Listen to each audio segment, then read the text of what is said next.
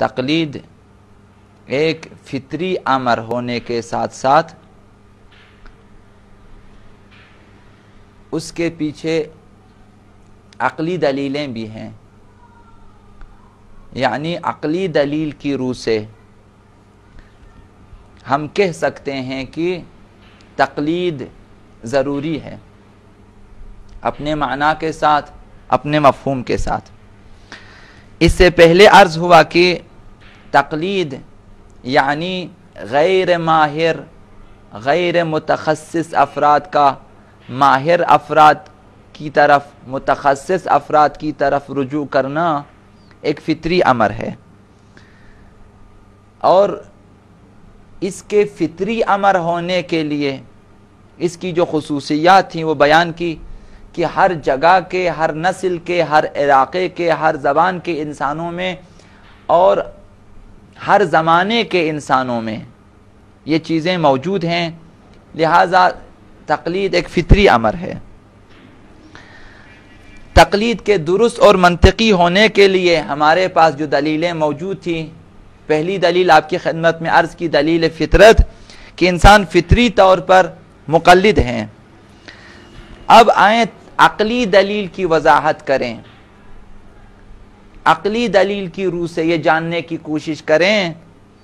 کہ آیا تقلید کوئی اچھی اور ضروری چیز ہے یا بری اور غیر ضروری چیز۔ جب ہم آتے ہیں عقلی دلیل کی طرف تو ہم یہ عرض کریں گے کہ تمام عقلاء عالم کا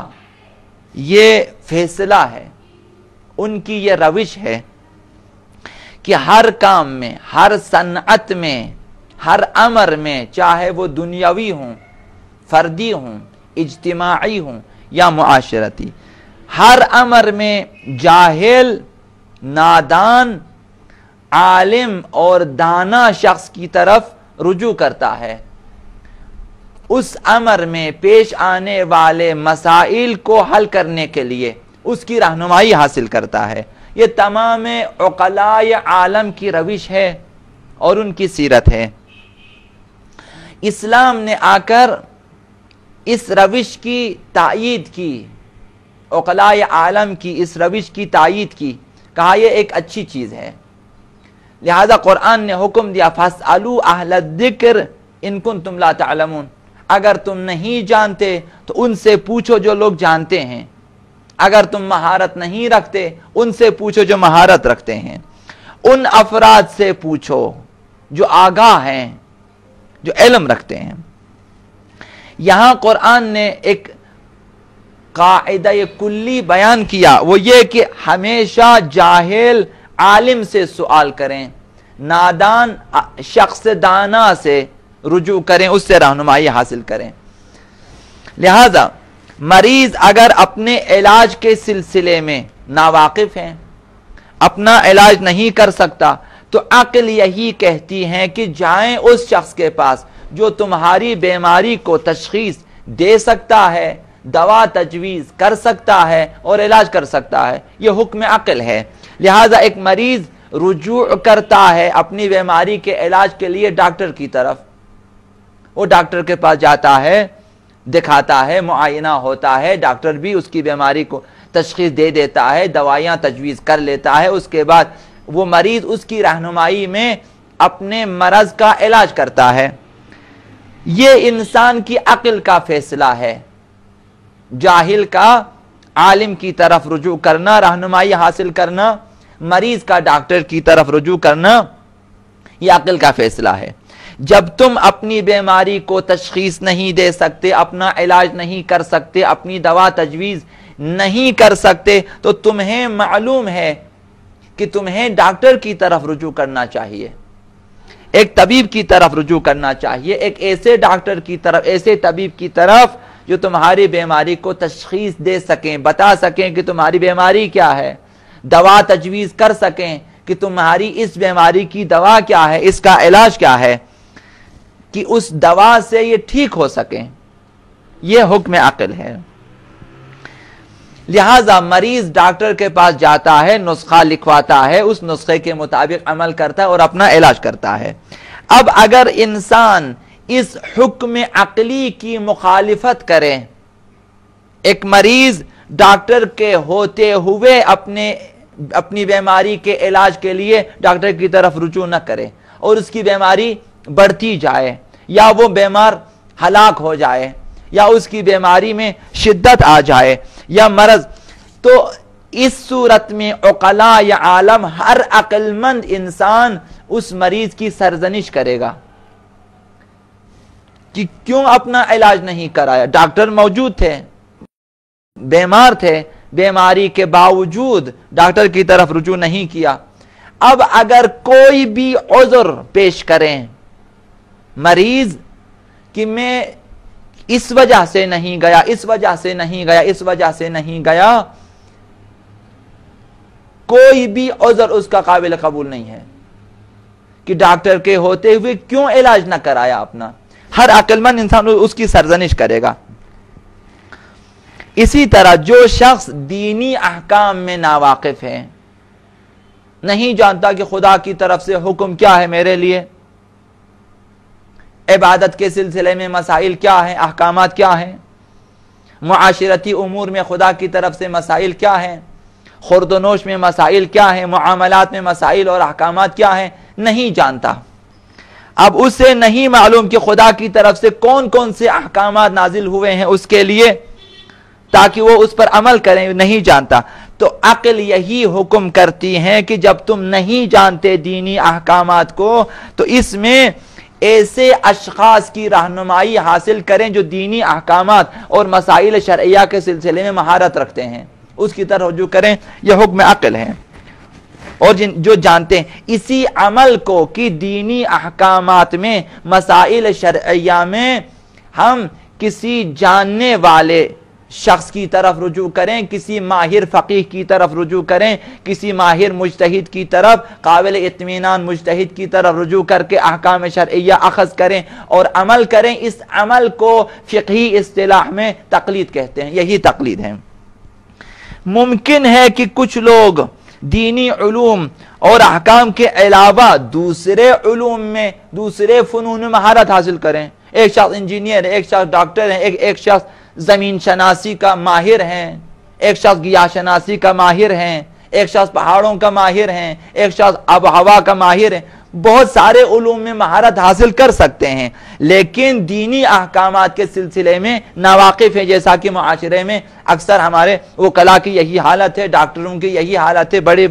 بڑی شخصیات یہی حالت ہے، بہت سارے امور میں ماہر ہیں لیکن دینی احکامات کے سلسلے میں زیادہ مہارت نہیں رکھتے۔ تو یہاں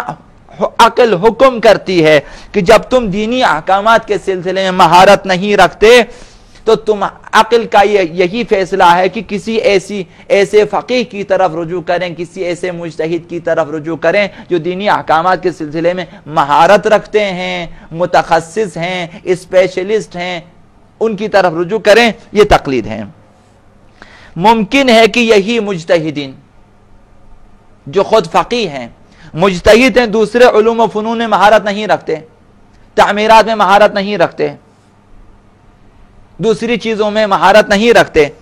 علاج معالجے میں مہارت نہیں رکھتے، تو ضروری ہے کہ یہی مجتہدین اور یہی فقہا ان مسائل میں ان افراد کی طرف رجوع کریں، ان کی تقلید کریں۔ ان کے لیے بھی بحکم عقل واجب ہے ان علوم و فنون کے سلسلے میں ان کے ماہرین کی تقلید کریں۔ تو ایک فقیہ بھی مقلد ہو سکتا ہے بعض امور میں، ایک مجتہد بھی مقلد ہو سکتا ہے بعض امور میں جن امور میں اسے مہارت حاصل نہیں ہے۔ مثال کے طور پہ ممکن ہے کہ ایک فقیہ ہے جامع الشرائط جو دینی احکامات کے سلسلے میں ایکسپرٹ ہیں، ماہر ہیں، اسپیشلسٹ ہیں، متخصص ہیں، لیکن تعمیرات کے سلسلے میں فیل ہیں، نہیں جانتے وہ، لہذا اگر وہ اپنا گھر تعمیر کرانا چاہیں تو اس کے لیے ضروری ہے کہ ماہر تعمیرات کو بلائیں، اس کی رہنمائی حاصل کریں اور تعمیرات کو انجام دیں۔ اگر کوئی فقیہ اپنے علاج سے ناواقف ہیں، وہ بیمار ہو جاتے ہیں، جب بیمار ہو جاتے ہیں علاج معالجے کی ضرورت ہے، اب وہ علاج معالجے کے لیے کہاں جائیں؟ چونکہ خود اپنا علاج نہیں کر سکتے، خود اپنی بیماری کو تشخیص نہیں دے سکتے، تو اس مجتہد پر، اس فقیہ جامع الشرائط پہ عقلاً واجب ہیں کہ وہ ڈاکٹر کی طرف رجوع کریں جو اس کی بیماری کو تشخیص دے سکیں، اور اس ڈاکٹر نے جیسا نسخہ لکھا ہے اس مجتہد پہ واجب ہیں کہ وہ اس ڈاکٹر اسی نسخے کے مطابق اپنی دوائیاں کھا لیں اور اپنا علاج کرائیں۔ لہذا جب کوئی فقیہ تعمیرات میں انجینئر کی طرف رجوع کریں، علاج معالجے کے لیے ڈاکٹر کی طرف رجوع کریں، تو ہم کہہ سکتے ہیں کہ اس فقیہ نے، اس مجتہد نے تعمیرات کے سلسلے میں اور علاج معالجے کے سلسلے میں انجینئر کی تقلید کی ہے اور ڈاکٹر کی تقلید کی ہے، خود فقیہ نے تقلید کی ہے۔ یہی حال دینی احکام میں تقلید کا ہے۔ پس اس دنیا میں صحیح اور عقلی زندگی کی بنیاد تقلید پر ہیں، یہ عقلی اور منطقی زندگی ہے۔ بہتر زندگی گزارنا اگر چاہیں تو تقلید کریں، کیونکہ معاشرے کے تمام افراد تمام علوم فنون میں مہارت حاصل نہیں کر سکتے، کیونکہ ناممکن ہے، زندگی کے امور بہت زیادہ ہیں، انسان کی عمر بہت کم ہے، انسان اپنی مختصر عمر میں تمام امور میں مہارت حاصل نہیں کر سکتا۔ جب نہیں کر سکتا تو بہت سارے انسان ہوں گے جو بہت سارے علوم میں مہارت حاصل کریں گے، مخصوص شعبوں میں مہارت حاصل کریں گے، تو ہر انسان جس شعبے میں مہارت نہیں ہے دوسرے اس شعبے میں جو بھی اس ماہر ہوگا اس کی طرف رجوع کریں اور اس سے رہنمائی حاصل کریں، اس سے مدد حاصل کریں۔ زندگی کے تمام شعبوں میں ضروری مسائل کے سلسلے میں جب انسان مہارت اور تخصص حاصل نہیں کر سکتا، جس کی وجہ سے معاشرے کا ہر فرد دوسرے کا محتاج ہے،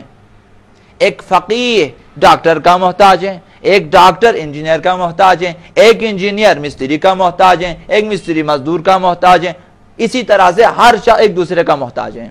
اور دینی مسائل میں ہر شخص مجتہدین کا محتاج ہے اور فقہا کا محتاج ہے کہ ان کی طرف رجوع کریں۔ ایک ڈاکٹر مکان بنانے کے لیے کہاں جاتے ہیں؟ معمار کی تلاش میں۔ اگر آپ کہیں کہ آپ تو ڈاکٹر ہیں خود بنائیں کہ میں بیماریوں کا علاج کر سکتا ہوں، میں تعمیرات نہیں کر سکتا، میں مستری نہیں ہوں، معمار نہیں ہوں، گھر نہیں بنا سکتا، لہذا وہ جاتا ہے اور ایک معمار جب بیمار ہو جاتا ہے وہ ڈاکٹر کے پاس آتے ہیں۔ آپ کہیں آپ تو خود معمار ہیں، آپ خود مستری ہیں، آپ خود تعمیرات کے ماہر ہیں، آپ اپنا علاج کرائیں، وہ کہے گا کہ میں تعمیرات کا ماہر ہوں، بیماریوں کا ماہر نہیں ہوں، میں علاج نہیں کر سکتا، وہ ڈاکٹر کے پاس جاتا ہے۔ اسی طرح معمار اور ڈاکٹر دینی علوم میں، دینی احکام میں، مسائل شرعیہ میں اب وہ فقیہ کی طرف رجوع کرتے، کیونکہ دینی احکام کے سلسلے میں وہ زیادہ جانکاری نہیں رکھتے۔ جب ڈاکٹر نے تعمیرات میں معمار کی رہنمائی حاصل کی تو ہم کہیں گے کہ ڈاکٹر نے معمار کی تقلید کی ہے، اور جب معمار نے علاج معالجے کے لیے ڈاکٹر کی طرف رجوع کیا اور ڈاکٹر کے نسخے پہ عمل کیا اور اپنا علاج کیا تو ہم کہیں گے کہ معمار نے ڈاکٹر کی تقلید کی ہے۔ اسی طرح سے جب ڈاکٹر اور معمار دینی مسائل کو حل کرنے کے لیے ایک فقیہ کی طرف رجوع کرتا ہے، اس کے فتووں پہ عمل کرتا ہے، تو ہم کہتے ہیں معمار نے اور ڈاکٹر نے فقیہ کی تقلید کی ہے۔ تو یہ تقلید کا جو مسئلہ ہے پورے معاشرے میں ہے، صرف دینی احکام کے سلسلے میں نہیں ہے۔ بس ہم سمجھتے ہیں کہ جاہل کا عالم کی طرف رجوع کرنا حکم عقل بھی ہے، تقاضائے فطرت بھی ہیں اور حکم خدا بھی۔